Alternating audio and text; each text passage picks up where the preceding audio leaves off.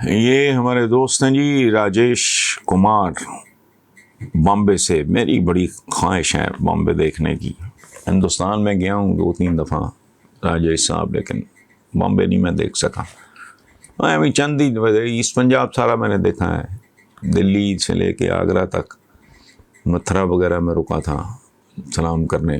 تو لیکن بامبے میرے خوابوں میں، چونکہ ہمارے لاہور سے پران صاحب سے لے کے محمد رفیع صاحب اور وہاں سے لے کے بہت عالی شان ایکٹر تھے. دیکھیں بڑھاپے کا یہی نقصان ہے. اوم پرکاش جی، او پی نیر صاحب، اتنے خوبصورت لوگ یہاں رہتے رہے. پھر وہاں منٹو صاحب رہے ہمارے، وہاں میرا جی رہے.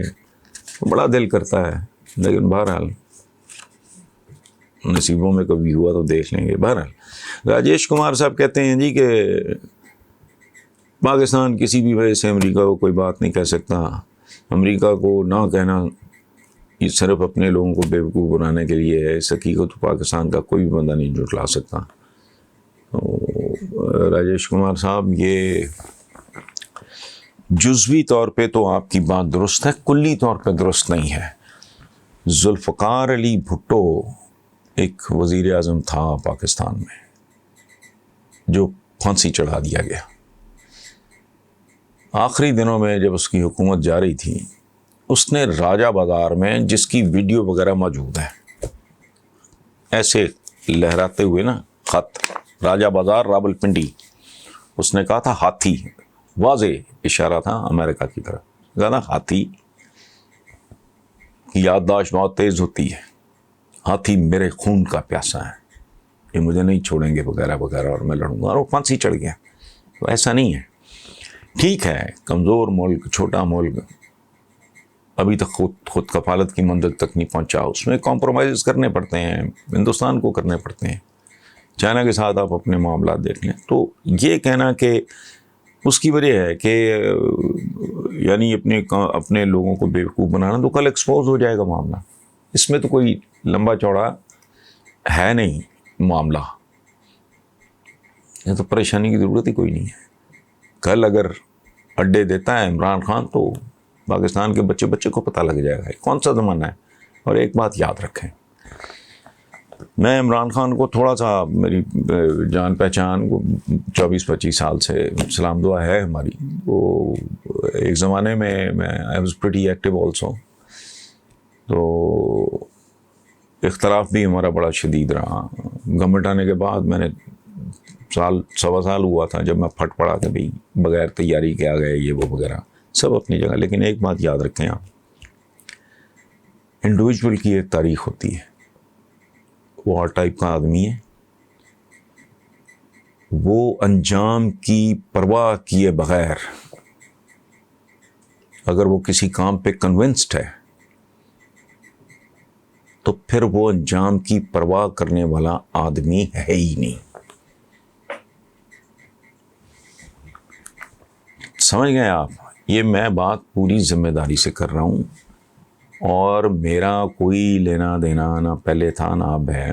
میں چونکہ نفرت کرتا تھا، بیسیکلی نفرت شاید زیادہ اسٹرانگ لفظ میں استعمال کر گیا ہوں. مجھے یہ نون لیگ، پیپلز پارٹی وغیرہ سے مجھے بہت اکتا گیا تھا. تو میں تھرڈ فورس کے لیے اس ملک میں لکھتا رہا. I was the only one in this country who was constantly trying to create an environment جہاں تھرڈ فورس، اس وقت پی ٹی آئی کا وجود تھا ہی نہیں. اس ملک کے جید ایک جرنلسٹ تھے مجید نظامی، نوائے وقت کے معمار. تو انہوں نے میری کتاب کے دباچے میں یہ لکھا کہ یہ آدمی جو ہے مثالیت پسند ہے، آئیڈلسٹ ہے، تھرڈ فورس ڈھونڈ رہا ہے. اب کوئی تھرڈ فورس نہیں آئے گی، وہ آ گئی. میرا وہ اور سے زیادہ نہیں کوئی لینا دینا. لیکن میں تھوڑا بہت جتنا عمران خان کو 22-24 سال تھوڑا عرصہ نہیں ہوتا. سلام دعا بھی ہو تو ایک دوسرے کی کافی سمجھ آ جاتی ہے. تو یہ میں آپ کو بتا دوں، اف ہی از کنونسڈ، پھر نہیں. تو انسانوں کا مزاج بھی ذہن میں رکھ لینا چاہیے. باقی جو بات آپ نے کی ہے کھل کے سامنے آ جائے گی، اس کا تو پتہ لگ جائے گا. اڈے دینا کوئی خالہ جی کا باڑا تو نہیں ہے کہ چھپے رہیں گے. مذاق تو نہیں ہے, کھل جائے گا. اس لیے خاطر جمع رکھیں, یہ نہیں ہوگا. جو اس نے کہا نا ایبسلوٹلی ناٹ, تو اس کا مطلب ہے ایبسلوٹلی ناٹ, اس کا کوئی دوسرا مطلب نہیں ہے. عمران نے جو کہا ہے he means it. Thank you very much. اللہ نہ کرے کوئی جہاز جب کریش کرتا ہے تو club class, first class, economy, پھر سارا کچھ ہی جاتا ہے. معاشرہ جب نیچے گر رہا ہو, زوال پذیر ہو, انحطاط کا شکار ہو, تو پھر کیا مفتی, کیا مولوی, کیا آپ کے علماء اور فضل, یہ نہیں, پھر کچھ بھی نہیں. آپ مجھے بتائیں, وہ ایریاز بتائیں پاکستان کے, میں انتظار کروں گا آپ کے جواب کا. مجھے صرف 2-3 ایسے ایریاز بتائیں جو آئیڈیل طریقے سے پرفارم کر رہے ہیں بس. اچھا, اب آپ نے پوچھا ہے کہ جی سیاستدان, بیوروکریٹ, علماء کرام, مجھے نہیں سمجھ آتی بھائی میرے. رانا خالد حسین صاحب, میں دست بستہ گزارش کر سکتا ہوں, خدا کے لیے اتنا کچھ پڑھتے ہیں, میٹرک کیا جی, پھر ایف ایس سی کیا جی, پھر بی ایس سی کیا جی, اے لیول کیا جی, او لیول کیا جی, فلانا کیا جی, ڈاکٹریٹ کیا. او بھائی, کون سا مشکل کام ہے؟ قرآن پاک بہت سہل. اگر دل میں کھوٹ اور میل نہیں ہے تو ترجمے کے ساتھ پڑھ لو. ایک نہیں, دوسرا نہیں, پھر تیسرا ترجمہ. جو بچے انگریزی مارکا, میں نے اپنے گھر میں کیا ہے یہ کام. بچوں کو قاری صاحب آج بھی آتے ہیں, ان کو پتہ نہیں 15 سال ہو گئے. قاری صاحب ریگولر, پچھلے دنوں بلکہ میں نے کہا کہ یار اب آپ آتے رہو, آپ کی مہربانی, لیکن اب میں بچوں کو انگریزی میں ہے ہمارے انگریز. اچھا, وہ بھائی بات سنو, انگریزی ترجمے پڑھ کے لوگ مسلمان ہوتے ہیں. ویسٹ میں پارلیمنٹس کے ممبر جو حضور پاک کے بارے میں کبھی حسیان بولا, کبھی مسلمانوں کے اسلام کے بارے میں, مسلمانوں کو تو مجھے نہیں پتا, اسلام کے بارے میں ہماری تو جو کارکردگی ہے دنیا میں آپ کو بھی پتہ ہے, مجھے بھی پتہ ہے, اور حضور کے بارے میں پھر یہ میں بھول رہا ہوں ملک کا نام, یہ سال بھی نہیں ہوا اس بات کو, سارے اخباروں میں ہمارے شائع ہوا. تو دونوں نے مل کے کہا کہ بھی اسلام کے خلاف کتاب لکھتے ہیں. اچھا,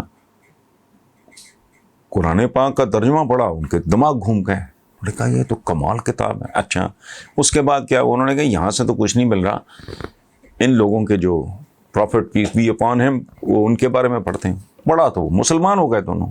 پاکستان کے سارے اخباروں میں یہ خبر چھپی. کیوں سننا ہے کسی سیاستدان کا؟ کون لوگ ہیں, میں ان کے بارے میں کیا زبان استعمال کروں؟ بیوروکریٹ ہیں, علماء اکرام ہیں, یہ کیا ہیں؟ ان سے کیا سیکھنا, ان سے کیا سننا؟ کوئی اوکھا کام ہے, جھوٹ نہ بولو, ملاوٹ نہ کرو, دھوکہ نہ دو, بے وفائی نہ کرو, بڑوں کی عزت کرو, چھوٹوں سے شفقت کرو, عورت کا احترام کرو, سود سے بچو, ناجائز تعلقات سے بچو, یہ برباد, غیبت سے بچو, غصے سے بچو. کوئی راکٹ سائنس ہے؟ کیا سیکھنا ہے آپ نے؟ سمجھ کے تھوڑا دماغ پہ زور دیں تو قرآن پاک کو پڑھنا اور سمجھنا یہ کون سا کوئی اتنی سی کتاب ہے, سادہ سی باتیں ہیں. تھوڑا اگر گہرائی میں جا کے سمجھ لو گے مسئلہ حل ہو جائے گا. پھر آپ نے عمل کرنا ہے نہیں کرنا تو آپ کی مرضی. نماز ہے, اگر آپ سمجھ لو, کیا کہتے ہیں, نماز گناہوں سے روکتی ہے, تو میری اور آپ کی نماز اگر گناہوں سے نہیں روک رہی تو پھر وہ نماز نہیں, کچھ اور ہے, پھر وہ جال سازی ہے. جا رہے ہو آپ مسجد میں, ڈرل وہی ہے, پڑھ بھی وہی کچھ رہے ہو, لیکن نماز نے اگر آپ کو ڈسپلن نہیں سکھایا, آپ کو پنکچویلٹی, پابندی اوقات نہیں. اللہ پاک کو یاد کرنے کے لیے اوقات کی ضرورت ہے. انسان کے دل میں ہر وقت دھیان ہونا چاہیے خالق و مالک و رازق کا. اس کے لیے اتنے بجے اتنے بجے اتنے بجے اتنے بجے سب کیا ہے, وہ بیسیکلی ڈسپلن ہے, پابندی اوقات ہے. کندھے سے کندھا, صفیں سیدھی کر کے کیا کرنا ہے, ٹیڑھی کر لو, معاملات سیدھے رکھو. یہ جو قہر نازل ہوا ہے ہمارے معاشرے پہ. آپ نے کہا کہ یہ مفتی شفتی یہ سارا یہ نہیں ہے ایشو. ہم ویسے ہی زوال اور سیکھنا کس سے بھائی. میں ایک ایوریج اوسط درجے کا آدمی ہوں. کامن سینس ہے. یہ سینکڑوں ہزاروں کتابیں یہ پڑھتے ہیں. میں نے اپنی کتاب ہی نہیں پڑھنی بھائی. سبحان اللہ. میں ایسے ہائی لائٹر رکھ کے پڑھتا ہوں. جو چیز نہیں سمجھ آ رہی کو بہت ہی مشکل لگ رہی ہے, تھوڑی سی محنت کرو سمجھ آ جائے گی. اس میں کیا ہے, اس میں کون سی ایسی کمپلیکیٹڈ کوئی کچھ بھی نہیں. زندگی گزارنے کا ڈھب ہے, اسلوب ہے, طریقہ ہے, ایک ضابطہ حیات ہے. اس میں کیا پرابلم ہے؟ کس سے سیکھنا چاہ رہے ہو؟ کیا سیکھنا؟ عورت کے حقوق کا نہیں پتہ, والدین کے حقوق کا نہیں پتہ, تجارت کے اصولوں کا نہیں پتہ, سڑک پہ چلنے کے اصول نہیں موجود, نگاہیں نیچے رکھنے کا نہیں, راستے کے حقوق. کون سی باتیں ہیں بھائی؟ قرآن پاک کو ذرا تھوڑا پڑھ لیں اور پڑھتے رہا کریں. ڈیلی 2 صفحے بھی پڑھ لیے تو بہت ہیں. تو اس لیے ان لوگوں کو چھوڑیں. آپ کا باقی کچھ نہیں بچا. آپ کے اسکولوں میں کیا ہو رہا ہے؟ آپ مدرسوں کو رو رہے ہیں. آپ کے ہائی پروفائل اسکولس کے باہر ایش میش اس طرح کے. ہمارے زمانے میں تو یہ نشے نہیں ہوتے تھے. مجھے تو ان کے نام بھی نہیں آتے. وہ بکتی ہے. مہنگے اسکولوں میں جو بچے پڑھ رہے ہیں دے کین افورڈ. اب کیا کریں گے آپ؟ اکثر خبریں چھپتی ہیں برات میں 2 نمبر شراب پی کے بندے اندھے ہو گئے, اتنے براتی مر گئے. کون ٹھیک ہے؟ بیوروکریسی آپ کی. مجھے آپ بتا دیں 22ویں گریڈ کا افسر اگر اس کے حلال کھا رہا ہے وہ زندہ کیسے ہے؟ اگر اس کے ماں باپ کی سپورٹ نہیں ہے, سسرال کی طرف سے سپورٹ نہیں ہے, مجھے سادگی سے بتا دیں آپ. 60-65 ہزار لینے والا ہے سچ و زندہ کیسے ہے؟ میری سمجھ سے باہر ہے. آپ نے ہر اعتبار سے معاشرے کو ڈی جنریشن اپنی آخری انتہا پہ ہے. تو یہ بیچارے مفتی وغیرہ یہ ایک سفوکیٹڈ سوسائٹی ہے. اس میں لاجک, ریزن, ریشنل نام کی کسی شے کا کوئی وجود نہیں. ہر چیز ہم نے کارپیٹ کے اندر گھسائی ہوئی ہے. منافقت اپنی معراج پہ ہے. 1-2 چیزوں کے اڈے ختم کیے, پورے شہر میں اڈے پھیل گئے, سب کو پتہ ہے. تو اس لیے ان جو ہیں مفتی صاحبان اور ہاں یہ اس لیے تھوڑا سا آڈ لگتا ہے کہ اگر کوئی استاد ہی پیپر لیک کر دے یا بیچ دے, یا کوئی اساتذہ ہی امتحانی مرکز نیلام کر دیں اور پیسے لے کے نقل کرائیں, تو یہ بات بہت ایگزیجریٹ ہو جاتی ہے. جب کوئی مولوی یا عالم یا اس ٹائپ کا کوئی آدمی جو مذہب کے ساتھ جس کا پیشہ پڑھانا ہے یا کوئی امامت کر رہا ہے یا فلانا کر رہا ہے, وہ ذرا اس لیے زیادہ وہ ہائی لائٹ ہو جاتی ہے. ادروائز کیا ہے, یہ صاحب اگر مفتی نہ بھی ہوں تو اس کا مطلب ہے اگر یہ مفتی نہ ہوتے تو ٹھیک تھا. نہیں ہے.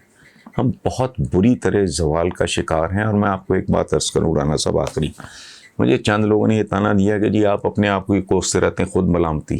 تو میں نے پچھلے دنوں کالم میں لکھا بھی ہے کہ یار میں یہ امید پہ کرتا ہوں کہ اگر کوئی 2-4-5% لوگ بھی اپنے آپ پہ رحم کھا لیں. کر کیا رہے ہیں؟ ڈاکٹر مستری کو لوٹ رہا ہے, مستری اس کو لوٹ رہا ہے, وہ اس والے کو اس کو ٹیکا سبزی والا لگا رہا ہے, سبزی والے کو گوشت والا. کیا تماشا ہے؟ انسانی معاشرہ تو کہتے ہوئے بھی اس کو شرم آتی ہے. اس لیے جب تک یہ تبدیل نہیں ہوتا تب تک اس کو برداشت کریں, اور تبدیل ہوتا سچی بات ہے مجھے دور دور تک یہ دکھائی نہیں دیتا. Thank you G.